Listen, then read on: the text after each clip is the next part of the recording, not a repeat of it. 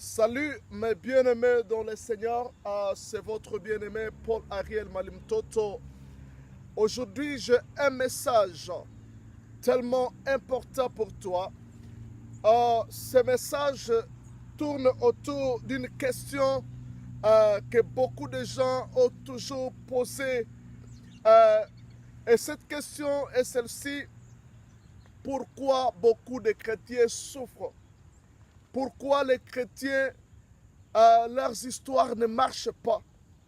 Pourquoi les chrétiens sont toujours, ils sont toujours ils sont dans la souffrance? Et c'est comme si la chrétienté et la souffrance sont deux choses qui marchent ensemble. Mais laisse-moi vous dire, mes bien-aimés, que ce n'est pas vrai. Bien-aimés, quand Jésus-Christ est mort sur la croix de Golgotha, la Bible dit dans Ésaïe chapitre 53 qu'il s'est chargé de nos souffrances. Jésus-Christ sur la croix, il s'était chargé de toutes tes souffrances. Il s'était chargé de tous tes problèmes. Alors, bien-aimé dans le Seigneur, si la souffrance s'attache à la chrétienté, cela veut dire qu'il y a quelque chose qui ne va pas. Parce que, bien-aimé dans le Seigneur, Jésus-Christ sur la croix, il s'était chargé de nos souffrances. Il s'était chargé de nos maladies. Il s'était chargé de nos malédictions. La Bible dit que maudit soit quiconque est pendu sur le bois. Christ a été pendu sur le bois de Golgotha pour ton salut. Bien-aimé dans le Seigneur, mais pourquoi les chrétiens souffrent? Bien-aimé, le problème de la souffrance des chrétiens, ce n'est pas Dieu. Car Dieu avait pris toutes nos souffrances et il les avait mis sur Jésus. Jésus s'était chargé de nos douleurs. Jésus s'était chargé de nos malédictions. Si tu crois à Jésus, il n'y a plus de malédiction à toi. Un chrétien bien-aimé, il ne peut pas être maudit. Un chrétien n'a pas de malédiction. Il n'y a pas un chrétien qui est sous la malédiction. That is a wrong teaching. Dire qu'un chrétien est sous la malédiction et que toi, pasteur, vous allez de ville à village pour ôter la malédiction dans la vie des chrétiens. Bien-aimés dans le Seigneur, il n'y a aucun chrétien qui est sous la malédiction. Pourquoi cette forme de la malédiction invisible dans la vie des chrétiens? Pourquoi? Parce que tu peux me dire, bien-aimé Paul, selon les réalités, nous voyons, si dans ma famille, il y a telle maladie et tout le monde souffre de cette maladie, et même moi-même, en tant que chrétien, je souffre de cette maladie. Bien aimé, c'est parce qu'on t'avait dit, c'est parce qu'on t'avait parlé des liens parentaux ancestrales, on t'avait enseigné, et tu as crié à ça, et comme tu as crié à ça, bien aimé, tu ne dois que le vivre. Mais si tu refuses de croire à cet enseignement érotique, bien-aimé, tu ne peux pas continuer à être dans la malédiction. La malédiction, bien-aimé, ne fait pas partie de notre héritage à Christ. Il n'y a aucun chrétien maudit. Tu peux me dire, c'est la réalité. Moi aussi, je croyais à ça. Quand j'avais commencé à croire que je suis encore sous la malédiction de ma famille, bien aimé, les choses de ma famille, des blocages de ma famille ont commencé à être visibles dans ma vie parce que j'ai crié à ça. Et la Bible dit ceci: il te sera accordé selon ta foi. Si tu crois à la malédiction, si tu crois que tu es encore sous le lien de tes parentaux ancestrales, tu es encore sous la malédiction de la famille, bien aimé, tu continueras à voir les conséquences de la malédiction de ta famille parce que tu crois à ça. Voilà pourquoi la Bible dit: mon peuple périt par manque de connaissances. C'est un manque de connaissances qui est en train de faire que tu puisses vivre dans cette péril. Mon peuple est perdu par manque de connaissances. La Bible dit que vous connaîtrez la vérité et la vérité vous affranchira. Le problème, ce n'est pas la délivrance. Ce n'est pas qu'on puisse prier pour toi, qu'on puisse chasser les démons, qu'on puisse te délivrer. Le problème, c'est la connaissance de la vérité. Si tu connais la vérité de Dieu par rapport à la malédiction et à la bénédiction. Bien-aimé dans le Seigneur, si cette révélation entre dans ton cœur, tu ne marcheras plus sous la malédiction parce que tu comprendras la vérité. Et la vérité est celle-ci. La Bible dit que Christ nous a délivrés de la malédiction de la loi. Toutes les malédictions de la loi, Christ nous a délivrés de ces malédictions. Voilà pourquoi dans la loi, il était dit, maudit soit quiconque. Maudit, soit quiconque, maudit, soit celle. Bien-aimé dans le Seigneur, toutes ces malédictions de la loi ont été, Christ m'a délivré de ces malédictions de la loi. Je ne peux plus vivre les conséquences de la malédiction de la loi.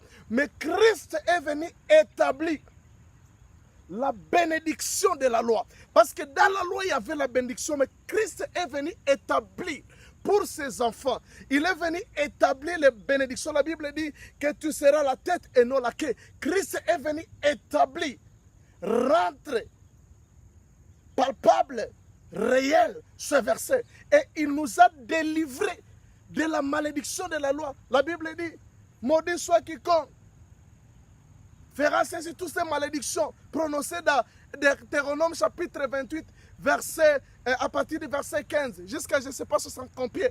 Là, le Seigneur nous a délivrés de ces malédictions. Alors, bien aimé, si aujourd'hui les chrétiens souffrent, ce n'est pas le problème de Dieu, c'est le problème de la connaissance, c'est le problème de l'intelligence.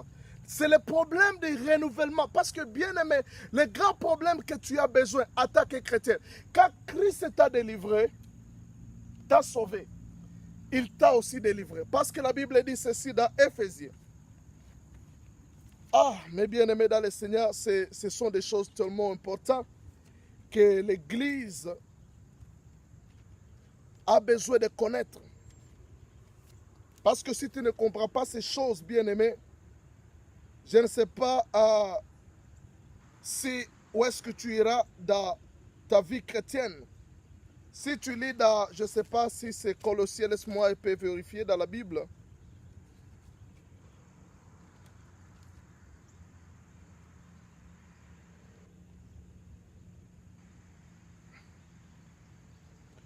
La Bible dit ceci, à celui qui vous a été...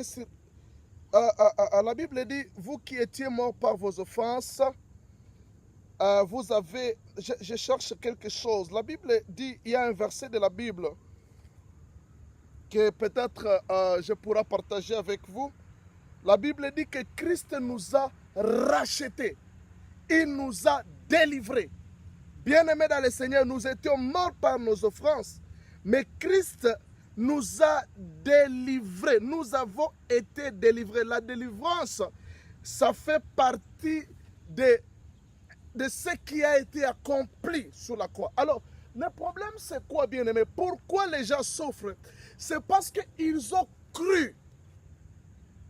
La Bible dit ceci, il te sera fait selon ta foi. Qu'il te soit fait selon ta foi.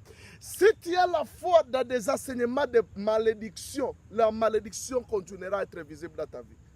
Mais laisse-moi te dire, enfant d'Abraham, que tu es béni.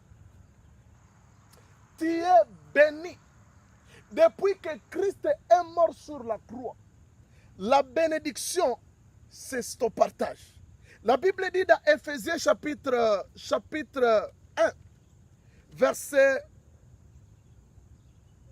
3. La Bible dit, béni soit Dieu le Père de notre Seigneur Jésus-Christ, qui nous a bénis de toutes sortes de bénédictions spirituelles dans les lieux célestes en Christ. Béni soit le Seigneur, le Père de notre Seigneur Jésus-Christ, qui nous a bénis de toutes sortes de bénédictions. Bien-aimé, ça c'est la parole. Quelqu'un m'a dit, bien-aimé Paul, tu parles de bénédictions, de bénédictions. Toi, tu veux que je parle de quoi? Dans l'enseignement de la Nouvelle Alliance, il n'y a pas la malédiction. Dans l'enseignement de la Nouvelle Alliance, ce n'est que la bénédiction. Je ne trouve pas où les apôtres allaient de ville à village en train de parler de malédiction. Ils ne parlaient que de la bénédiction. Béni soit le Père de notre Seigneur Jésus-Christ qui nous a bénis. Cette bénédiction dont on parle ici, ce n'est pas le matériel, ce n'est pas les voitures, ce n'est pas des maisons, mais c'est une force spirituelle que Dieu nous a communiquée. Et cette force spirituelle à nous engendre le matériel, engendre des maisons, engendre des voitures, engendre l'argent. La bénédiction, c'est cette capacité qui fait que de bonnes choses puissent venir dans ta vie. Et la malédiction, c'est la capacité spirituelle négative qui fait que de mauvaises choses arrivent dans ta vie. Alors quelqu'un qui est béni, ce n'est pas quelqu'un qui a l'argent, mais quelqu'un qui est béni, il a la possibilité d'avoir l'argent facilement parce que des choses bonnes viennent de son côté. C'est ça la bénédiction. Quand la Bible dit que c'est la bénédiction de l'Éternel qui a reçu, il ne s'agit pas de maison, mais c'est cette capacité spirituelle que Dieu, ce pouvoir que Dieu, cette faveur de Dieu qui nous a communiqué et qui est capable d'attirer de bonnes choses dans notre vie. C'est ça la bénédiction. Quand la Bible dit que à Christ nous avons été bénis de toutes sortes de bénédictions, c'est-à-dire nous avons été octroyés. Il y a une capacité qui nous a été donnée. Cette capacité, c'est comme l'aimant qui attire de bonnes choses, qui attire la richesse, le matériel dans notre vie. C'est ça la vérité absolue. Tu n'as pas besoin d'être béni parce que tu es déjà béni. Il suffit que tu crois. Il te sera fait selon ta foi. My brother and my sister, mon frère et ma soeur. Le problème c'est quoi? Believe. La Bible dit dans Romains, dans Marc, chapitre 11, verset 23. Je vous le dis en vérité, si quelqu'un, Marc chapitre 11, verset 22. La Bible dit, Jésus prit la parole et leur dit, ayez foi en Dieu. Ayez foi en Dieu. Le problème c'est avoir foi. Ayez foi en Dieu. Je vous le dis en vérité. Si quelqu'un dit à cette montagne, ôte-toi de toi, ôte-toi de là et jette-toi dans la mer. Et s'il ne doute point dans son cœur, mais que quoi que ce qu'il dit arrive, il le verra s'accomplir. C'est pourquoi je vous le dis, tout ce que vous demanderez à prier, croyez que vous avez reçu et vous le verrez s'accomplir. Le problème c'est quoi? C'est de croire. Where is your faith, my brother and my sister? The problem is believing. Tu dois croire si tu veux voir les choses. La Bible dit que s'il croit dans son cœur, tout ce qu'il dit, il le verra. Bien-aimé dans le Seigneur, je n'ai pas donné même au thème. J'ai commencé par une question. Pourquoi les chrétiens souffrent? Mais mon thème c'est quoi? Les ABCD de la foi. Le premier point que tu as besoin de connaître pour vivre le bonheur à Christ, pour jouir de la chrétienté, d'une vie qui n'a pas de malédiction. La première des choses, il faut croire à Dieu. Il faut croire à sa parole. Il faut croire que ce qui est écrit est vrai. Il faut avoir la révélation du message de la croix. Si tu crois, c'est ça le premier pas. Believe the word of God. Crois à la parole de Dieu. La deuxième des choses, la Bible dit, si tu dis à cette croix, si quelqu'un dit à cette montagne, la deuxième des choses, la première des choses, les A de la foi, ABCD de la foi, le premier fondement de la foi, c'est croire, believe, croire. Deuxième fondement, parle. Si tu dis à cette montagne, il se fera selon ce que tu as dit. Ça, c'est un autre mystère de la foi. Ce que tu dis, c'est ce qui arrivera. Quand toi, tu dis que notre famille est sous la malédiction, c'est ce qui arrivera dans ta vie. Donc, tu es dans la malédiction. Tu vivras les conséquences de la malédiction, quoique tu es béni. Parce que tu n'es pas maudit, mon frère. Et tu peux me demander pourquoi je vois de mauvaises choses dans ma vie. C'est parce que tu as crié à ça, mais ce n'est pas ton compte. My brother and my sister, moi je ne suis pas maudit, je suis béni. I'm blessed. I'm blessed. That is the reality. That is the truth. That is the word of God. That is amen. Je suis béni, I'm blessed. C'est la vérité. C'est la réalité. Je ne suis plus sous la malédiction. Ma famille n'est pas sous la malédiction. Moi, je ne suis pas sous la malédiction. Mes parents étaient sous la malédiction. Je ne suis pas dans cette malédiction parce que moi, je suis né de nouveau. Je suis un homme nouveau. Je ne suis pas un esprit qui a été recréé. J'ai été créé en Christ. Je suis une nouvelle créature dans un ancien corps. Mais mon esprit a été agentré, né de nouveau. La Bible dit que nous sommes l'ouvrage de ses mains. J'ai été créé, la Bible dit que nous avons été créés de nouveau à Christ. Je suis totalement nouveau. Mon esprit là n'est pas l'esprit recréé. Je n'ai pas été renouvelé, je n'ai pas été réparé. J'ai été créé en Christ.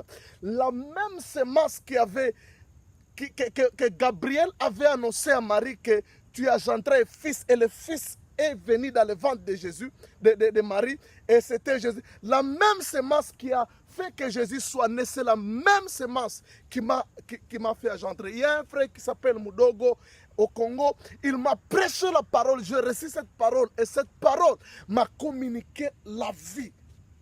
Et dès lors, je ne suis plus le pauvre, l'ancien homme, l'ancienne créature. Je suis une nouvelle créature. La première des choses, pour que tu puisses jouir de la vie, crois à la parole. Cette parole, c'est la vérité. Deuxième des choses, confesse la parole. La troisième des choses, agis. Fais des actes correspondants par rapport à ta foi. Bien-aimé dans le Seigneur, sur les petits messages que j'ai à vous donner, mais c'est tellement profond. Que Dieu te bénisse. Amen.